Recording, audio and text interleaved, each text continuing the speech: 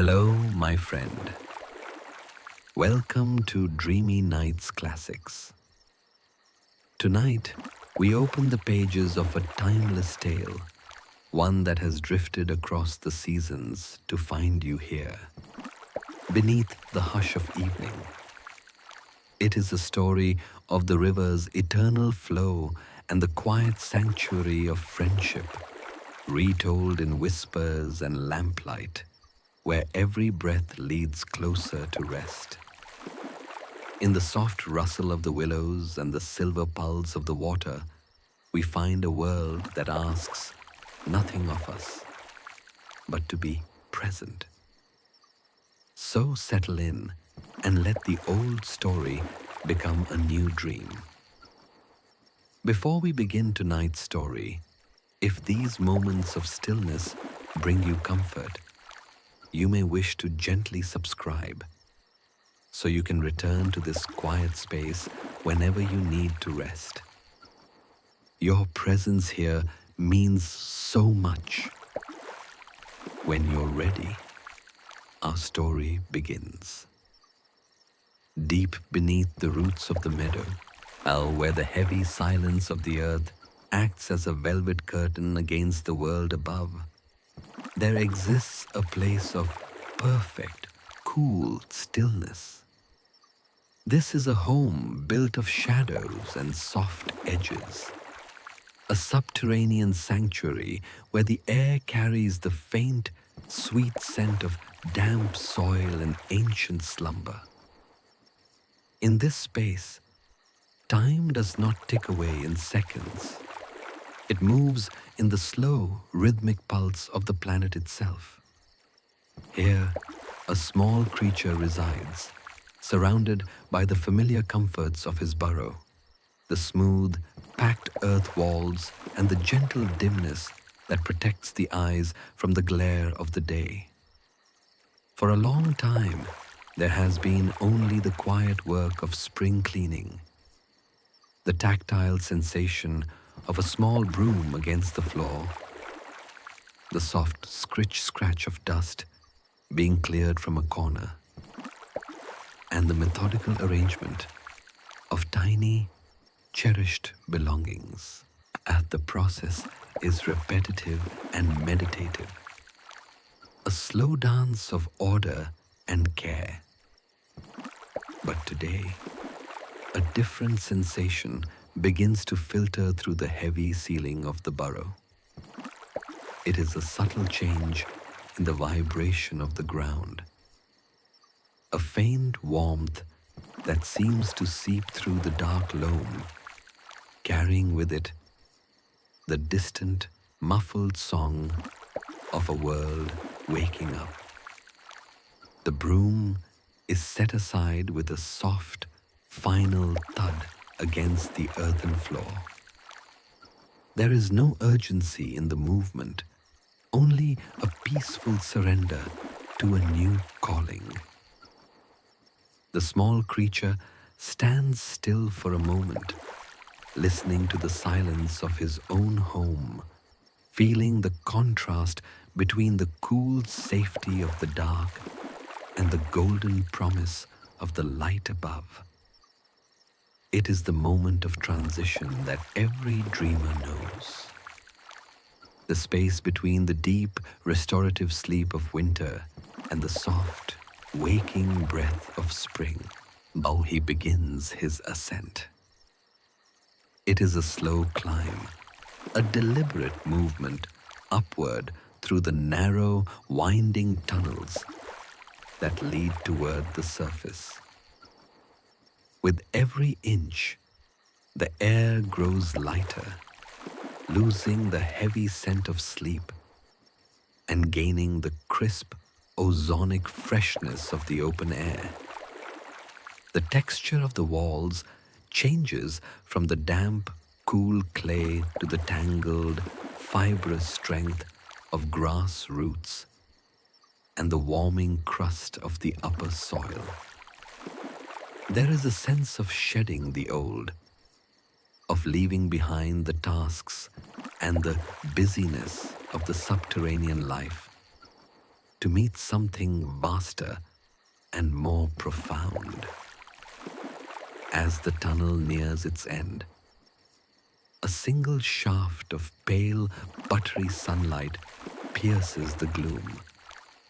It hits the dark fur with a gentle heat, a golden touch that feels like a benediction.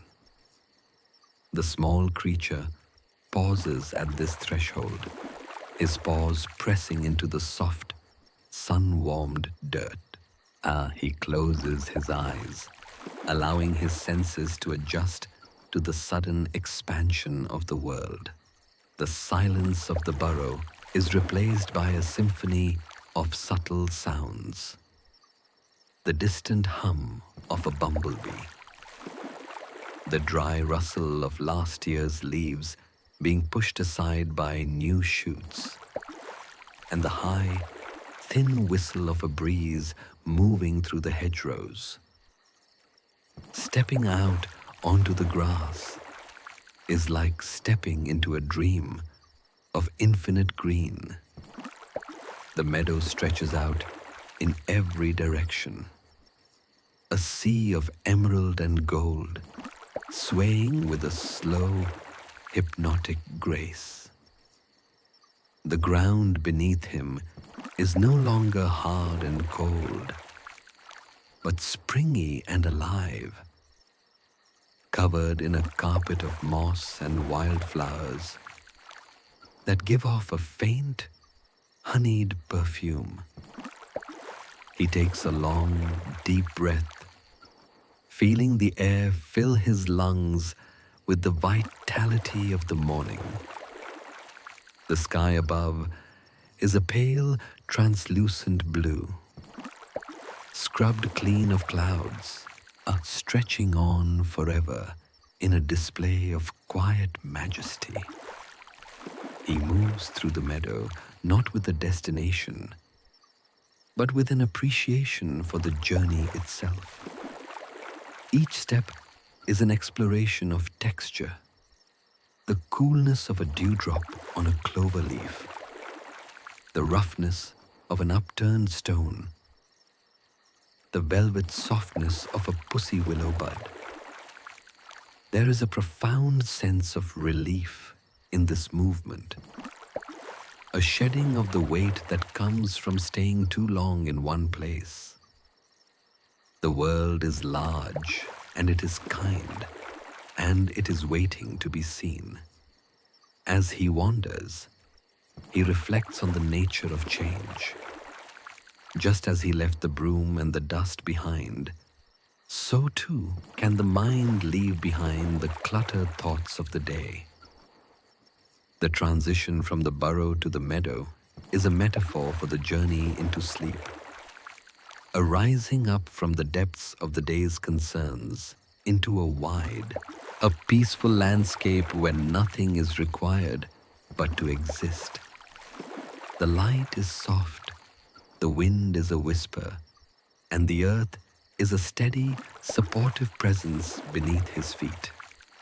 Far off in the distance, a new sound begins to emerge, a low, melodic warbling that seems to rise and fall with the contours of the land. It is a liquid sound, full of gurgles and soft splashes, a continuous movement that draws him forward with an invisible thread. It is the voice of the river, calling from beyond the next rise, promising a different kind of stillness, a stillness that moves. He walks toward it, his heart light, his mind clear, ready to witness the eternal flow that connects all things. The meadow grass grows taller here, the blades brushing against his sides with a sound like silk rubbing against silk. The scent of the water grows stronger, a green fragrance of wet stones and water lilies. He reaches the crest of a small hill and stops. Below him, The river stretches out like a ribbon of hammered silver, winding its way through the valley with a grace that is both ancient and new. It is the first glimmer of the water, a sight that catches the breath and holds it in a moment of pure, unadulterated wonder. Here, at the edge of the world he knew, he finds the beginning of the world he was meant to find. The sunlight dances on the surface of the stream, creating 1,000 tiny stars that blink in and out of existence. The willows lean over the banks, their long, slender branches dipping into the current as if to taste the coolness of the flow. Everything is in motion, yet everything is at peace. The small creature sits down in the soft grass, his gaze fixed on the water, and feels the last remnants of the day's fatigue wash away in the silver light. The meadow gives way to a slope of vibrant, mossy green, and as the small traveler descends, the air takes on a new quality. It is cooler here, saturated with a fine, invisible mist that feels like a silk veil against the skin. The scent of the earth, once dry and dusty from the burrow, is replaced by the intoxicating fragrance of crushed watermint and damp forget-me-nots. Every step downward is a step into a deeper state of presence, where the senses are heightened by the soft, rhythmic music of the water. He reaches the very edge of the bank, where the land meets the liquid world, and stands in a state of quiet awe. Before him, the river stretches out, not as a barrier, but as a path. It is a glossy, full-bodied thing, moving with a confidence that only comes from centuries of following the same course. The water is a deep, translucent amber near the shore, turning to a brilliant, hammered silver where the sunlight strikes the center of the current. It chases itself with a low, liquid chuckle, swirling around the gnarled roots of ancient trees and dancing over smooth, round pebbles that have been polished by time into gems of gray and gold. The movement of the river is hypnotic.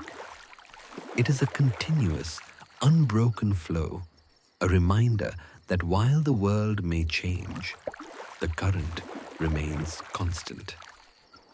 He watches a single yellow leaf fall from a willow branch, landing softly on the surface. It does not struggle. It simply surrenders to the flow, spinning slowly in a graceful pirouette before being carried downstream and out of sight. There is a profound lesson in the leaf's journey, a lesson in the beauty of letting go and trusting the direction of the tide. There he finds a flat, sun-warmed stone at the water's edge and sits, his paws tucked neatly beneath him.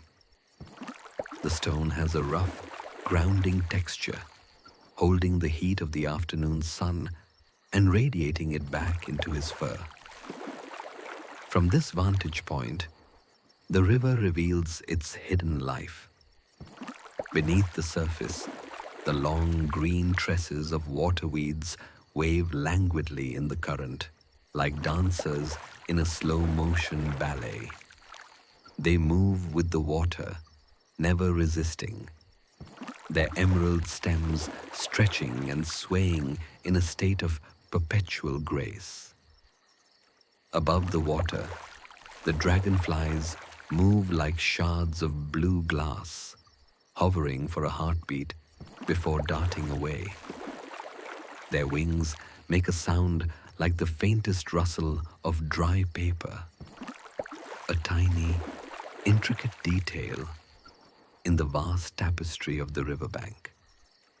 The willows that line the far bank are massive, protective sentinels, mount their branches, draped in a curtain of silver-green leaves that dip into the stream. Each time a branch touches the water, it creates a tiny, perfect circle, a ripple that expands and grows until it is absorbed by the greater flow. The small creature closes his eyes for a moment, letting the visual world fade so that the auditory world can take its place. The river has 1,000 voices. There is the high, clear tinkling of water over shallows, the deep, resonant thrum of the main current, and the soft plop of a fish rising to the surface, far out in the middle.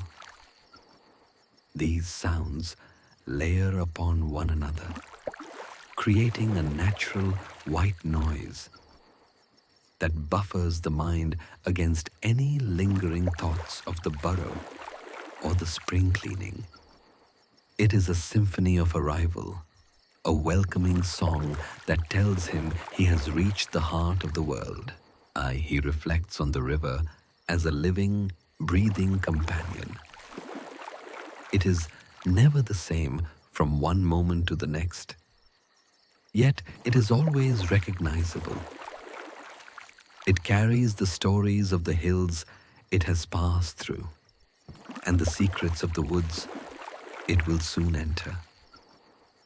To sit by the river is to be in the company of an ancient soul, one that understands the necessity of movement and the sanctity of rest. The river does not hurry to reach the sea. It enjoys every bend, every shallow, and every deep, dark pool along the way. The sunlight begins to shift, moving from the bright yellow of midday to a softer, more burnished gold. The shadows of the willows lengthen across the water, reaching out like long, cool fingers. The air grows stiller, the breeze dropping to a mere sigh that barely stirs the reeds. In this deepening quiet, the connection between the land and the water feels more intimate. The riverbank is a place of meeting, a threshold where the solid earth and the fluid dream world of the water coexist in perfect harmony. He feels a sense of belonging that he has never known before. He is a small part of this landscape, as much a part of the riverbank as the stones, the weeds, and the whispering trees. The tension that had driven his frantic cleaning earlier in the day has completely dissolved, replaced by a heavy, comfortable warmth. His breathing has slowed, matching the slow, rhythmic pulse of the water against the bank. Lap, lap, lap. It is the heartbeat of the earth, steady and sure. As he watches the light play upon the surface, he notices a small, dark shape appearing in the distance, tucked under the overhanging branches of the opposite bank. It moves with a purposeful, rhythmic motion, cutting through the water with a quiet grace. It is not a leaf nor a bird, but something crafted, a tiny vessel that belongs to this liquid world. The sight of it brings a new sense of anticipation, a gentle curiosity about the inhabitant of this silver path. The river continues its eternal journey, and the small creature remains on his stone, a silent witness to the beauty of the flow. He realizes that he is no longer waiting for something to happen. He is simply being, allowing the presence of the water to wash over him. The river is a promise that everything is moving toward a place of peace, and for now, that is more than enough. The world is soft, the light is fading into a dream, and the water flows on forever and ever. The small, dark shape that had been drifting near the far bank draws closer now, gliding across the silver surface with a grace that seems to defy effort. It is a tiny, stout boat, painted a cheerful shade of sky blue on the outside and a warm, honey-colored wood on the interior. As it nears, the rhythmic sound of the oars becomes a comforting percussion, a soft clack dip, followed by the melodic swirl of water as the blades push against the current.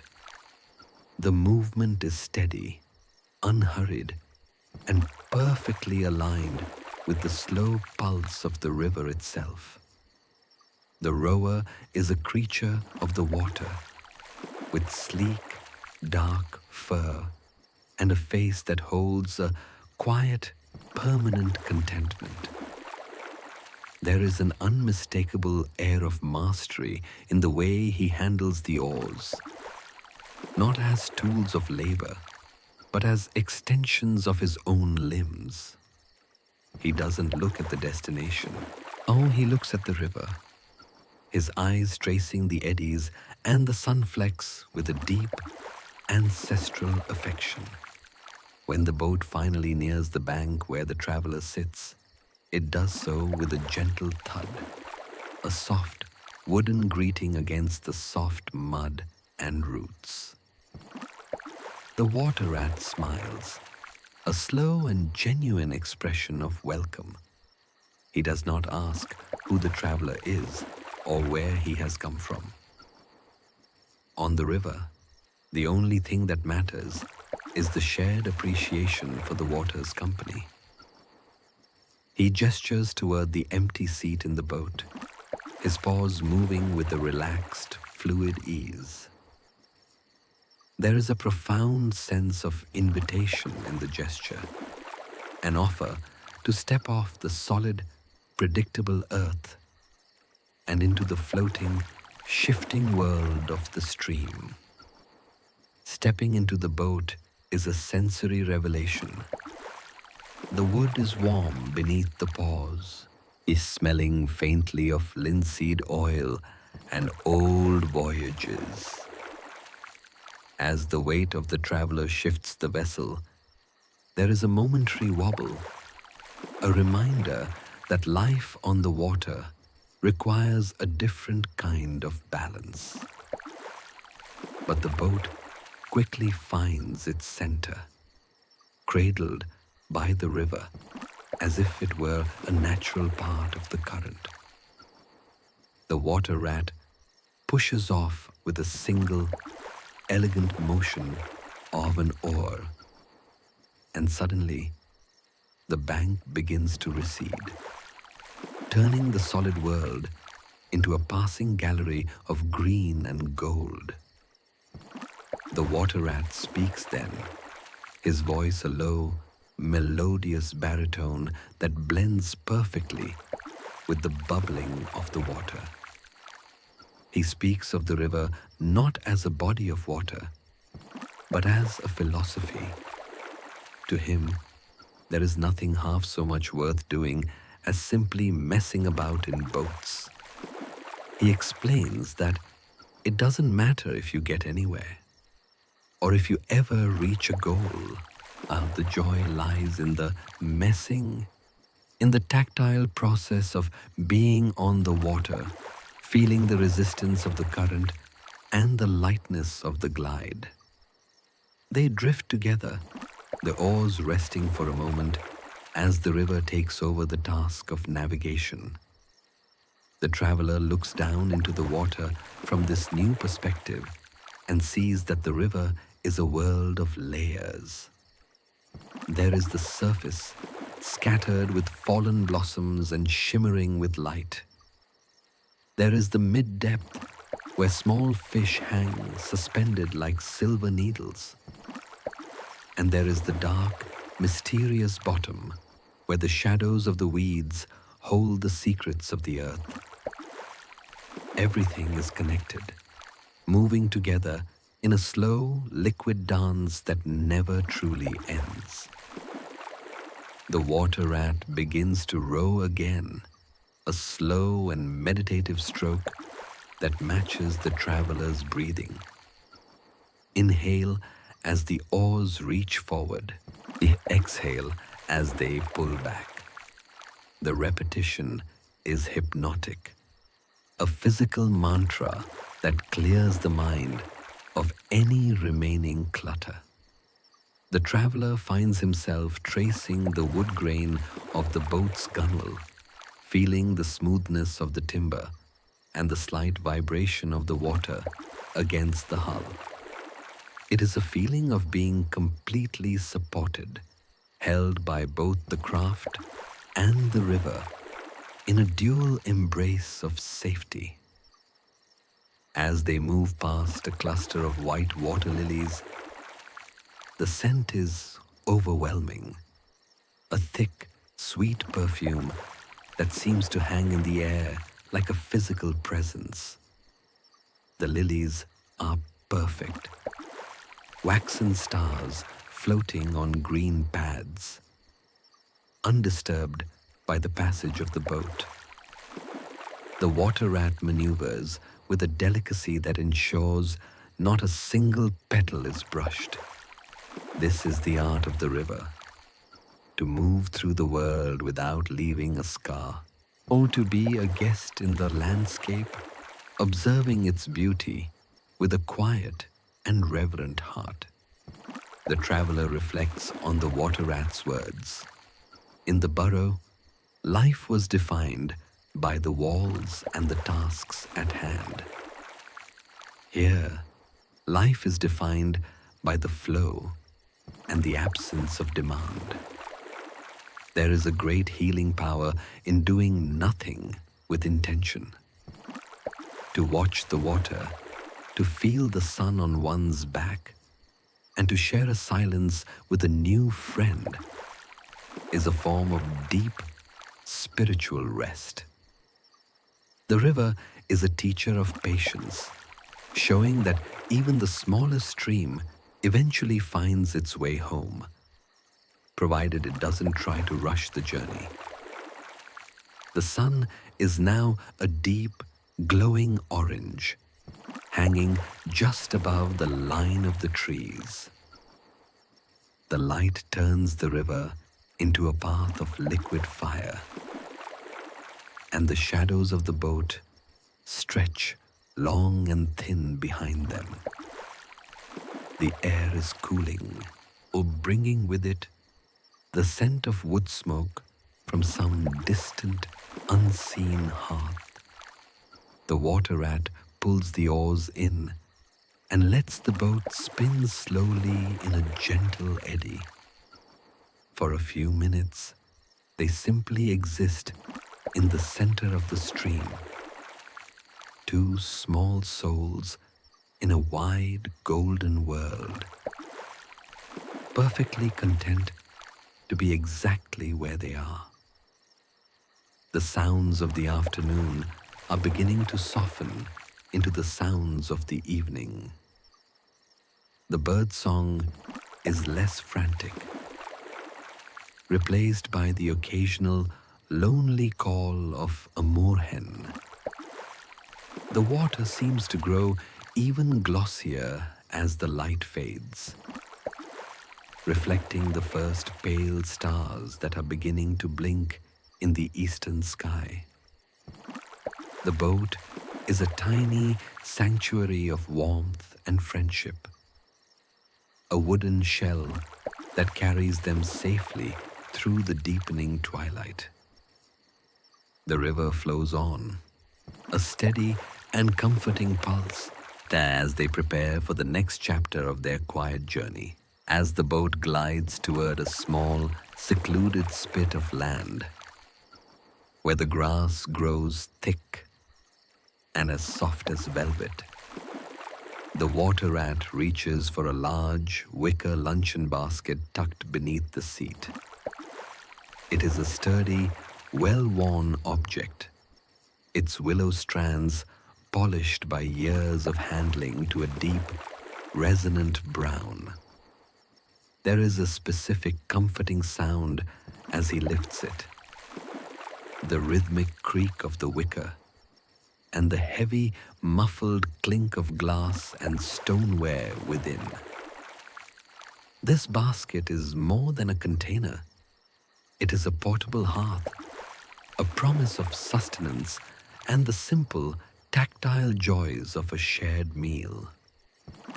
The boat nudges the bank with a squelching sound, and they step out onto the mossy earth. The ground is cool and resilient, covered in a tapestry of tiny white daisies that have begun to close their petals for the evening. Now the air here is stilled by a semicircle of ancient, silver-barked beech trees, their roots snaking into the water like thirsty giants. The light filters through their high canopy in dusty, golden shafts, creating a sanctuary that feels miles away from the main current of the river. The process of unpacking is a slow, deliberate ritual. The water rat spreads a heavy, checkered cloth of thick linen over the grass, smoothing out the wrinkles with a rhythmic sweeping motion of his paws. Then, one by one, the treasures of the basket are revealed. There is a crusty loaf of bread, still smelling faintly of the oven's warmth, its surface dusted with flour like a fine coating of snow. There is a crock of yellow butter, a wedge of sharp, fragrant cheese wrapped in a damp cloth, and a bottle of ginger ale that beads with cold perspiration the moment it meets the humid air. The meal is a study in sensory gratitude. There is no rush to finish, no conversation needed to fill the spaces between bites. The traveler takes a piece of the bread, feeling the satisfying crunch of the crust and the airy softness of the center. The cheese is creamy and rich, leaving a lingering tang that is perfectly cut by the sharp, spicy fizz of the ginger ale. Each flavor is heightened by the surroundings. The smell of the river mud, the distant lowing of cattle in a far-off meadow, and the cooling touch of the evening breeze. As they eat, the world seems to slow down even further. The sunlight on the water's surface has turned from silver to a deep, molten copper. A moorhen paddles past their little cove, leaving a perfect V-shaped wake that ripples toward the shore, gently rocking the blue boat where it is moored to a willow stump. The traveler watches the ripples, fascinated by how a single movement can travel so far, eventually touching the bank and disappearing into the moss. It is a reminder of how small actions, a kind word, a shared meal, can ripple through the quiet spaces of a life. The water rat leans back against the roots of a beech tree, his eyes half closed in a state of blissful repose. He speaks softly of the items in the basket, recounting where the bread was baked and how the ginger ale was chilled in the deep, cold shadows of his cellar. These details are not trivial. They are the anchors of a peaceful existence. To know the origin of one's comforts is to be connected to the community and the land. It is a form of mindfulness that turns a simple picnic into a sacred act of belonging. The traveler finds himself tracing the patterns on the linen cloth, his fingers following the intersecting lines of red and white. The texture is rough yet comforting, a man-made weave that feels harmonious with the natural textures of the grass and bark. He feels a deep sense of safety in this small circle of light and food. The vastness of the world beyond the riverbank seems to shrink until all that exists is this spit of land, this basket, and this new, silent understanding between two friends. The remains of the meal are packed away with the same quiet care with which they were revealed. The crumbs are left for the birds, a small offering to the residents of the trees. The basket is closed with a satisfying snap of its leather straps. And the heavy creak of the wicker signals the end of the feast. But the feeling of fullness remains, not just in the body, but in the spirit. The picnic was not an interruption of their journey. It was the journey's heart, a moment of stillness that nourished the soul as much as the frame. The shadows are now long and indigo, stretching across the meadow like velvet ribbons. The heat of the day has retreated, leaving behind a crispness that makes the fur prickle with a pleasant coolness. The river has taken on a darker hue, a deep violet that reflects the emerging stars with a clarity that is almost startling. The water seems to move more quietly now, as if it, too, is preparing for the transition into the deeper night. They return to the boat, their movements slow and heavy with contentment. The blue boat feels even more like a sanctuary now, a familiar home that floats upon the unknown. As they push off from the bank, the traveler looks back at the little spit of land. It is already fading into the twilight, a secret place that served its purpose and now returns to the silence of the trees. The memory of the silver picnic stays with him. The taste of the bread, the coldness of the bottle, and the warmth of the friendship that made it all possible. The boat turns back toward the center of the stream, and the rhythmic dip of the oars begins once more. Clack, dip, clack, dip. It is a heartbeat for the evening, a steady pulse that carries them toward the next bend in the river. The world is darkening, but the light within the boat is strong. They are travelers in a landscape of dreams, and moving through the silver light with nothing but the stars to guide them, and the river to hold them close. As the boat moves further downstream, the open banks of the meadow begin to draw closer together. narrowing into a cathedral of tall, swaying river grasses and golden reeds. The water here is deeper and darker, a polished obsidian that swallows the remaining light of the day. The rhythmic clack-dip of the oars slows until the water rat lifts them entirely from the water, allowing the blades to drip silver beads back into the stream. They are now at the mercy of the slow, drifting current, entering a realm where the world is defined not by sight, but by sound.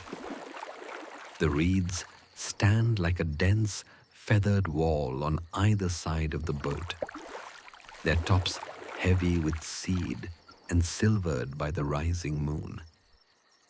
As the evening breeze filters through them, they begin to speak.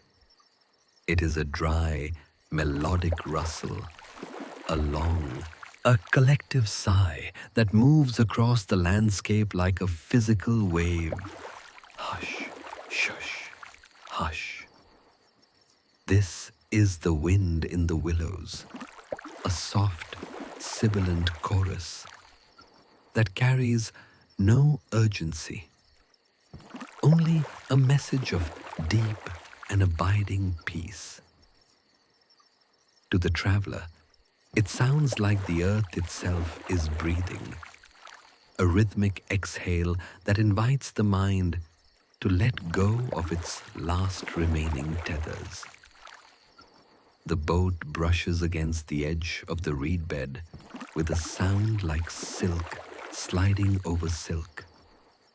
The friction is gentle, a soft, tactile caress that vibrates through the wooden hull and into the paws of those within.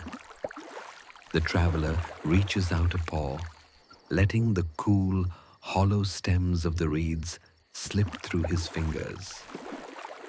They are smooth and firm, yet they bend with a grace that allows the boat to pass without resistance. In this close embrace of the river forest, all the rest of the world disappears entirely. There is only the boat, the water, and the whispering stalks. The scent here is different from the open riverbank. It is a concentrated essence of the river's heart. The smell of crushed green stalks, the sweetness of drying pollen, and the cool, clean scent of deep water stones. It is an ancient fragrance, one that evokes memories of long-forgotten summers and the timeless continuity of the seasons. Every breath is an immersion into this natural sanctuary, a slow infusion of the wild wood's calm into the spirit of the listener. The water rat sits perfectly still, his head tilted as if listening to a conversation only he can understand.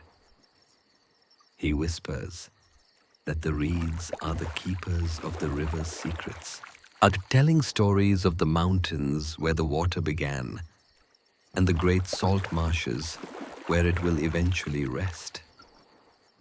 But they tell these stories in a language beyond words, a language of frequency and vibration that bypasses the intellect and speaks directly to the soul. To listen to the reeds is to understand that everything is in its right place and that the flow of life is as inevitable and supportive as the current beneath them. A small owl flits silently overhead, a shadow against the stars, its wings making no more sound than a falling leaf.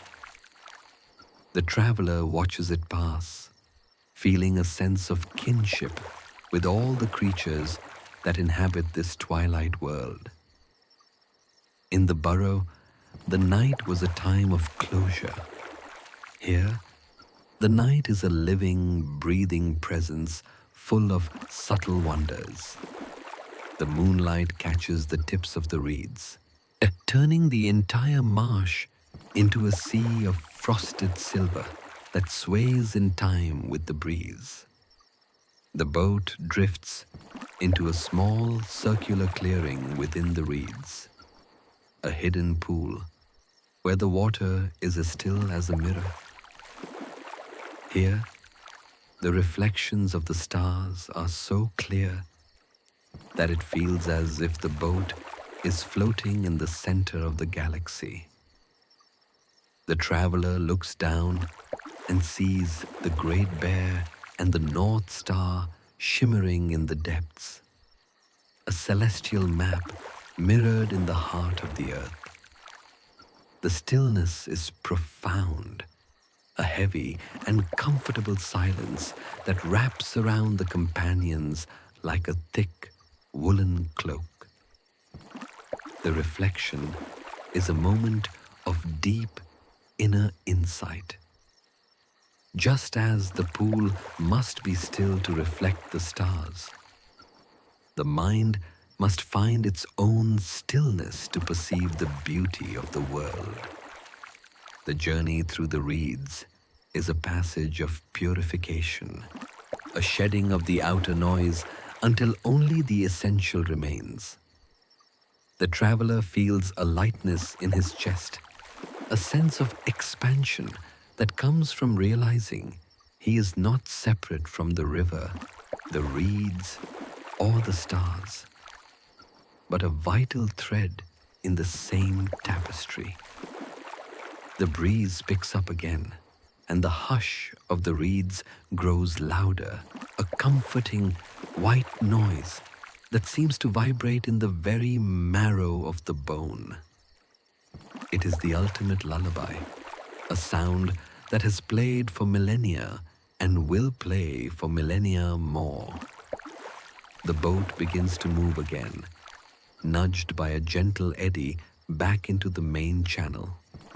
The transition is seamless, a slow drift from the secret pool back toward the open water, where the silhouette of a great dark wood begins to rise against the horizon. The water rat takes up the oars once more, but his movements are even slower now, as if he is reluctant to break the spell of the whispering grass. The clack dip returns, but it is muffled by the thickness of the night air. The reeds fade behind them into a blur of silver gray, their voices growing fainter until they are just a memory of a sigh. The traveler settles deeper into the boat, his eyes fixed on the dark line of the trees ahead, feeling the steady, rhythmic pull of the oars leading him toward the next refuge. The river begins to curve away from the open moonlight, leading the boat toward the towering, silent silhouette of the wild wood. To those who do not know its secrets, the wood might seem a place of tangled shadows and watchful eyes. But as the boat slips under the overhanging canopy of ancient oaks and spindly hornbeams, a different truth reveals itself. The air here is remarkably still, insulated by the dense ceiling of interlocking branches. It is a cathedral of deep velvet indigo, where the temperature drops just enough to make the warmth of the boat's interior feel like a precious treasure. The sounds of the open riverbank, the splashing fish, and the rustling reeds are replaced by a profound, muffled silence. It is the kind of silence that feels heavy and soft, like a layer of freshly fallen snow. And as the water rat steers the craft toward a hidden opening in the bank, the traveler notices the intricate textures of the wood's edge, the silver-gray bark of the beeches, the thick, sponge-like cushions of emerald moss, and the delicate, skeletal remains of last year's ferns. There is no menace here, only the grand, slow breathing of a forest that has seen 1,000 winters and remained unshaken. They disembark at a small stone landing that seems to have grown out of the earth itself. The stones are worn smooth, cool to the touch, and laid toward a stout, arched door made of heavy English oak. This is the entrance to the home of the badger, a sanctuary within a sanctuary. Above the door, a small, warm lantern hangs from a rusted iron hook, its flame flickering behind thick, yellowed glass. The light it casts is modest, yet a golden amber glow that barely reaches the edges of the path. But it is the most welcoming sight in the world. The water rat knocks, a slow, steady rhythm that speaks of a long-standing bond. There is a moment of expectant silence, followed by the heavy, metallic thunk of a bolt being drawn back. The door swings open on well-oiled hinges, and they are beckoned into a space that defines the very essence of safety. This is a subterranean world of a different scale than the mole's burrow. It is a sprawling, ancient network of halls and chambers, where the ceilings are high and the walls are lined with the history of the earth. The hallway is filled with the comforting, complex scent of the wildwood's heart, the sweetness of drying apples, the sharp tang of stored onions, the musk of old books, and the omnipresent or smoky aroma of wood embers. Every step taken on the stone floor is dampened by heavy, woven rugs of thick wool, deadening the sound and grounding the travelers in the here and now. The badger himself is a pillar of quiet strength, his presence a steady anchor that makes the outside world feel like a distant, inconsequential dream. They move deeper into the home, passing rooms filled with the artifacts of a life well lived. There are shelves of jars containing preserves and honey, racks of heavy winter coats, and baskets of firewood seasoned by the seasons. The process of entering this home is a slow unwinding, a stripping away of the journey's fatigue. The traveler feels the tension leave his shoulders as he realizes that here, behind these thick earthen walls and heavy oak doors, nothing can reach them. Or the wildwood is not a place to be feared. It is the ultimate protector, a fortress of peace. The badger leads them toward a central chamber where a great stone hearth dominates the far wall. The fire within has been banked for the night, glowing with a deep, pulsing red that casts long, dancing shadows across the ceiling. There is a profound sense of permanence in this room. While the river flows and the reeds sway, the badger's home stands still, a constant in an ever-changing landscape. It is a place where time is measured not by the sun, but by the slow burning of a log and the steady rhythm of a friend's breath.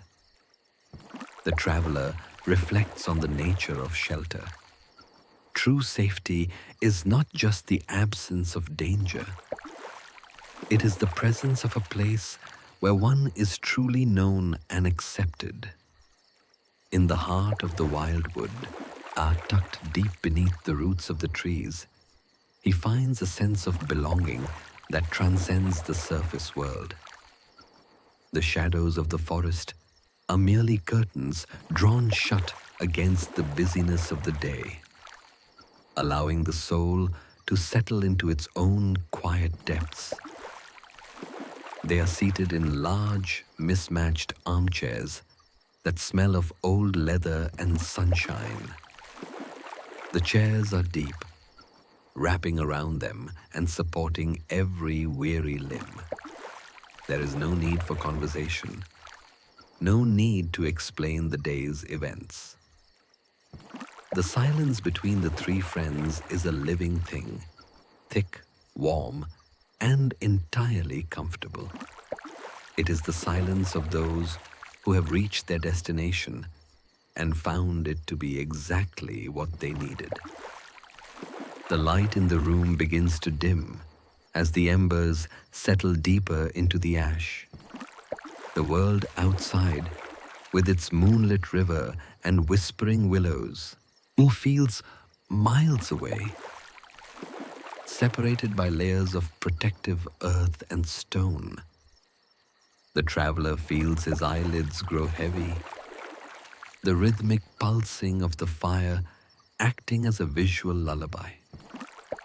He is safe, he is warm, and he is tucked away in the most secret corner of the world. The night is a vast, dark ocean, and this room is a sturdy, golden ship anchored in the calmest of harbors. The air within the heart of the badger's home is still, held in a state of suspended animation that feels as thick and comforting as a heavy wool blanket. In this central chamber, the high arched ceiling is lost in a soft, velvet gloom. But the floor, laid with ancient, uneven flagstones, is bathed in the warm, rhythmic pulse of the great stone hearth. There is a profound weight to the silence here. It is not the empty silence of a desert, but a saturated, living quiet, filled with the presence of deep-rooted peace and the unspoken history of many winters. The small traveler sinks into a high-backed armchair, feeling the worn leather mold itself to his frame. A tactile embrace that signifies the end of all striving. The fire in the hearth has been carefully banked for the evening, a ritual performed with the slow, deliberate grace of one who understands the temperament of wood and flame. The logs are no longer dancing with the frantic, bright yellow energy of a new fire. Instead, they have settled into a state of glowing maturity. They pulse with a deep, visceral orange, a slow-breathing light that expands and contracts against the soot-darkened stones of the chimney. This light does not pierce the darkness. It glows through it, turning the shadows into soft, rounded corners and painting the fur of the three companions in strokes of copper and bronze. To watch the embers is to witness the very heartbeat of the home, a steady and reliable source of life that asks for nothing but a quiet witness. The badger moves across the room with a heavy, rhythmic tread that vibrates through the stones, a sound that is grounding rather than intrusive. He carries a heavy pewter teapot, its surface dull and warm from the stove, and 3 mismatched mugs of thick cream-colored stoneware. The process of pouring the tea is a meditative act. The traveler listens to the high, clear splash of the liquid hitting the bottom of the mugs, followed by the rising, steamy aroma of dried chamomile, meadow sweet, and a hint of wild honey. The scent is a bridge between the wild river outside and the cultivated sanctuary of the hearth, a liquid forest distilled into a cup. When the mug is placed in the traveler's paws, the heat seeps through the ceramic and into his skin, a direct infusion of warmth that seems to travel straight to the heart. The steam rises in thin, swirling ribbons, catching the amber light of the fire before vanishing into the rafters. And there is a profound simplicity in this moment. The weight of the mug, the scent of the herbs, and the steady presence of friends. It is a sensory anchor that pulls the mind away from the abstractions of the past or the uncertainties of the future, mooring it firmly in the exquisite reality of the now. The water rat sits across from him, his eyes reflecting the dying fire, his posture one of total, unself-conscious relaxation. He does not speak, for on the river and in the wood, words are often seen as unnecessary ornaments. There is a higher form of communication taking place in the silence, a shared acknowledgement of safety, a mutual gratitude for the shelter, and a deep, intuitive understanding of the bond that ties them together. They are like 3 stones in a stream, settled and immovable, all while the current of the night flows around them. The silence is a sanctuary where the spirit can expand without judgment, a space where the self is enough. The traveler reflects on the nature of this belonging. In the world above, there are seasons of wind and rain, of rushing currents, and the frantic business of survival. But here, deep beneath the roots of the wild wood, those things lose their power. The hearth is a reminder that there is always a center, a place of warmth and stillness that remains unchanged regardless of the weather on the surface. To belong to this circle is to be part of an eternal continuity. It is the same fire that warmed the badger's ancestors, the same tea shared by countless travelers, and the same silence that has cradled the weary since the wood first took root. As the tea cools and the fire settles even deeper into its bed of grey ash, the tactile details of the room become more pronounced. The traveler notices the way the firelight glints off the brass handles of an old chest, the soft, dusty texture of the books lined up on the mantel, and the rhythmic, hollow tick-tock of a wooden clock somewhere in the shadows. These sounds and sights are the punctuation marks of a peaceful life. They provide a structure to the stillness, a gentle cadence that matches the slow, deep breathing of his companions. Each tick of the clock is not a loss of time, but a confirmation of presence, a heartbeat for the home. The badger leans forward, his great, silver-streaked head nodding in the dim light. He speaks only once, his voice a low, resonant rumble that feels like the earth itself speaking.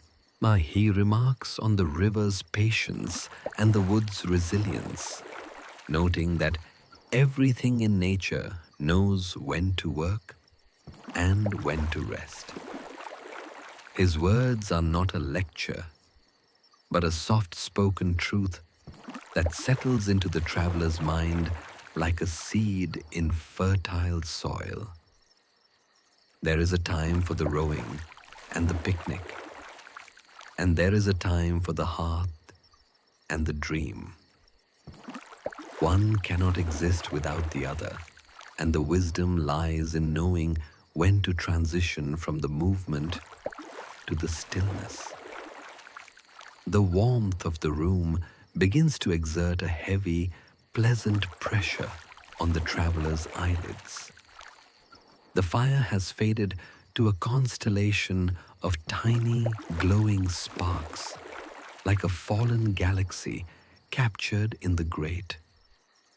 The shadows have grown longer and softer, blurring the boundaries between the furniture and the air.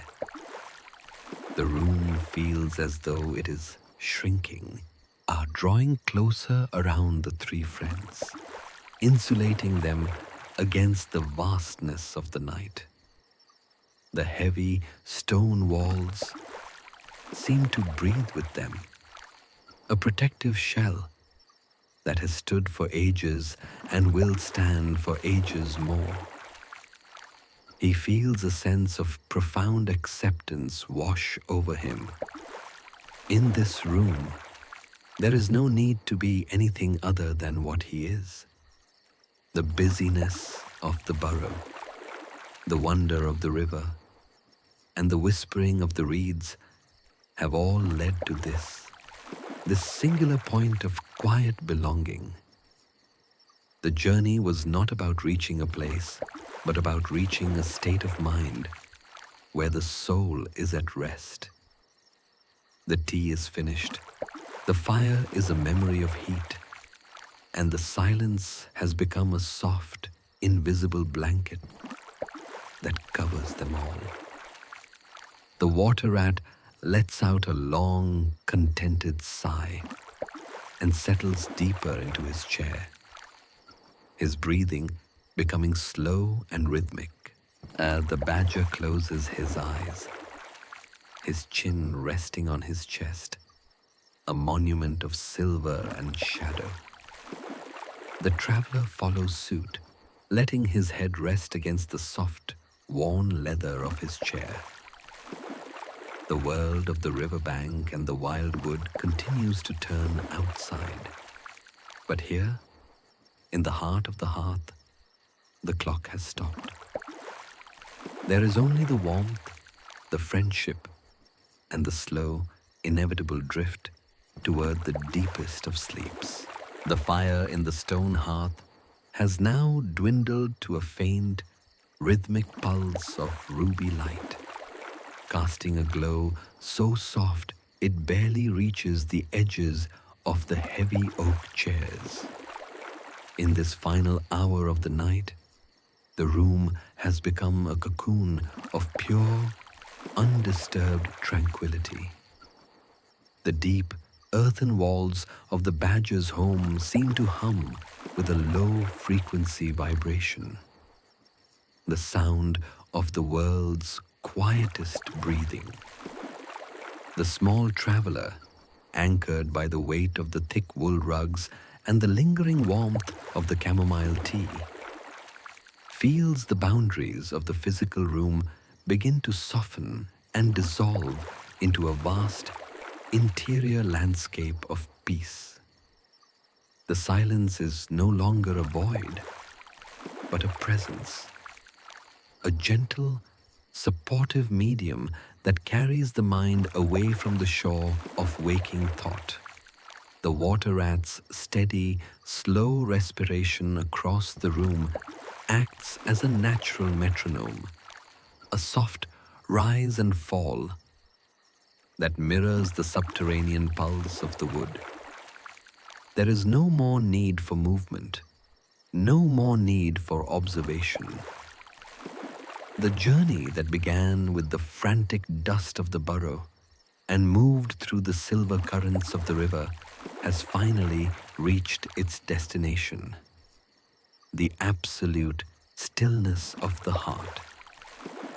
As the traveler closes his eyes, the sensory memories of the day begin to drift past him like autumn leaves on a slow-moving stream. He feels the ghostly vibration of the oars in the blue boat, a rhythmic clack-dip that has now become the heartbeat of his own rest. He smells the faint, sweet scent of the river mint and the drying reeds, a fragrance that lingers in his fur like a blessing from the water. These sensations are no longer outside of him. They have become part of his internal geography, a landscape he can return to whenever the world above becomes too loud.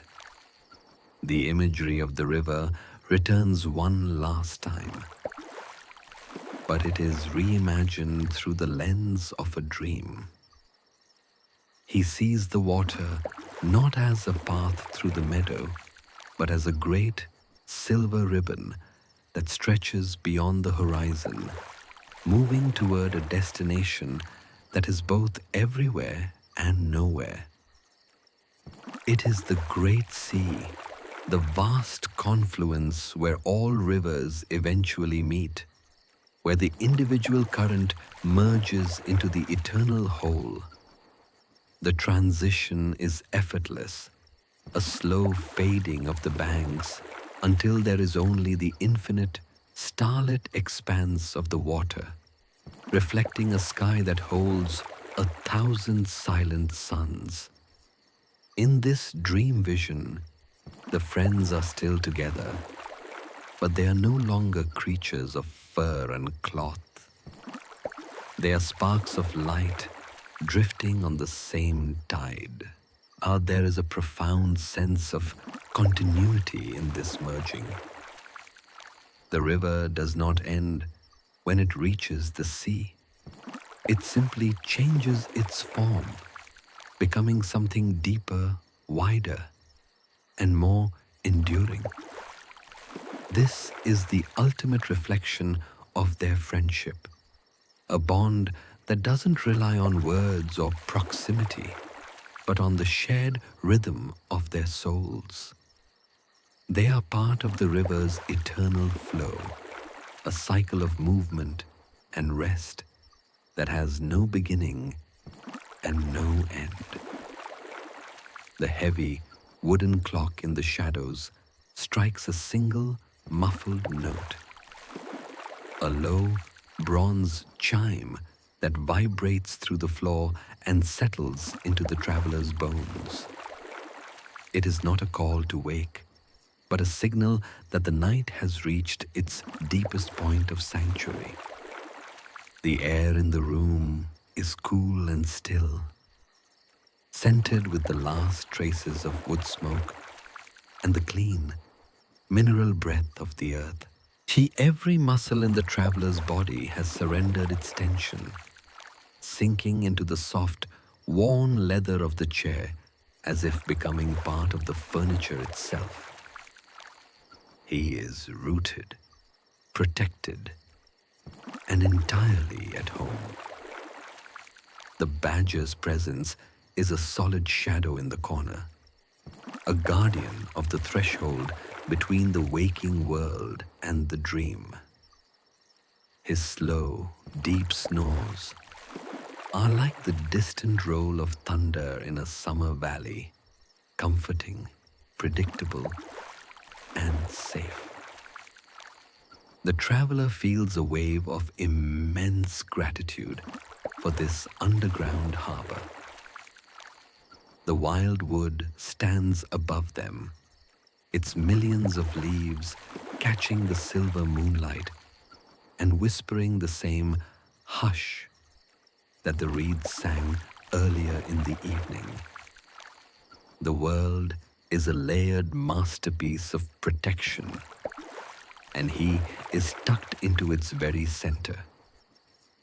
The narrative of the day, the spring cleaning, the first sight of the water, the picnic on the spit of land, now feels like a story told long ago, a pleasant myth that has served its purpose.